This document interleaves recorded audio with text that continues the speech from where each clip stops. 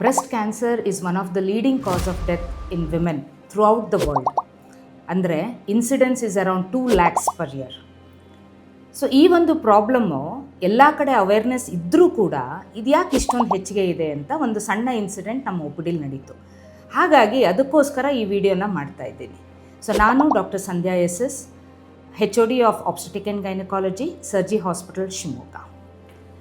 ಪ್ರೀತಿಯ ಮಿತ್ರರೇ, ಹೆಂಗಸರಲ್ಲಿ ಈ ಬ್ರೆಸ್ಟ್ ಕ್ಯಾನ್ಸರ್ ಅನ್ನೋದು ಯಾಕಾಗುತ್ತೆ, ಇತ್ತೀಚಿನ ದಿನಗಳಲ್ಲಿ ಹೆಚ್ಚಿನ ಟ್ರೆಂಡ್ ಕಾಣಿಸ್ತಾ ಇದೆ. ಸೊ ಕಾರಣಗಳೇನಿದೆ ಅಂದರೆ, ಒಂದು ಒಬೆಸಿಟಿ, ಸ್ಥೂಲಕಾಯ, late marriage, late menopause, stress and the food habits. ಇದರೆಲ್ಲದರಿಂದ ಏನಾಗುತ್ತೆ, ಈಸ್ಟ್ರೋಜನ್ ಇನ್ಫ್ಲೂಯೆನ್ಸ್ ಜಾಸ್ತಿ ಆಗೋದ್ರಿಂದ ಈ ಬ್ರೆಸ್ಟ್ ಕ್ಯಾನ್ಸರ್ ಕೂಡ ಇತ್ತೀಚಿನ ದಿನಗಳಲ್ಲಿ ಹೆಚ್ಚಿಗೆ ಟ್ರೆಂಡ್ ಕಾಣಿಸ್ತಾ ಇದೆ. ಇದರಲ್ಲಿ ಒಂದು ಸ್ಮಾಲ್ ಪಾರ್ಟ್ ಜೆನೆಟಿಕ್ಕಿಂದನೂ ಆಗ್ತದೆ.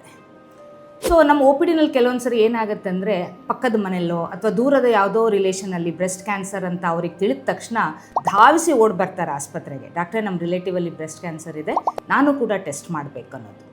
ಸೊ ಇದರಲ್ಲಿ ರಿಲೇಷನ್ ಅಂದರೆ ಹೇಗೆ ಅಂತ ಹೇಳಿದರೆ, maternal side of first degree relatives, ಅಮ್ಮ, ಅಕ್ಕ, ತಂಗಿ, ಈ ಥರ ಕ್ಲೋಸ್ ರಿಲೇಟಿವ್ಸಲ್ಲಿ ಆದಾಗ ಜೆನೆಟಿಕ್ ಪ್ರಾಬ್ಲಮ್ ಇರ್ಬೋದು ಅಂತ ಹೇಳಿಬಿಟ್ಟು BRCA1 ಆ್ಯಂಡ್ BRCA2 ಅನ್ನೋ ಒಂದು ಜೆನೆಟಿಕ್ ಟೆಸ್ಟನ್ನು ನಾವು ಮಾಡಿ, ನಿಮಗೆ ಅದರಿಂದ ಹೆಚ್ಚಿನ ಚಾನ್ಸಸ್ ಇದ್ದರೆ ಅದಕ್ಕೆ ತಕ್ಕದಾದಂಥ ಪ್ರಿವೆಂಟಿವ್ ಟ್ರೀಟ್ಮೆಂಟ್ನ ನಾವು ಕೊಡ್ಬೋದು.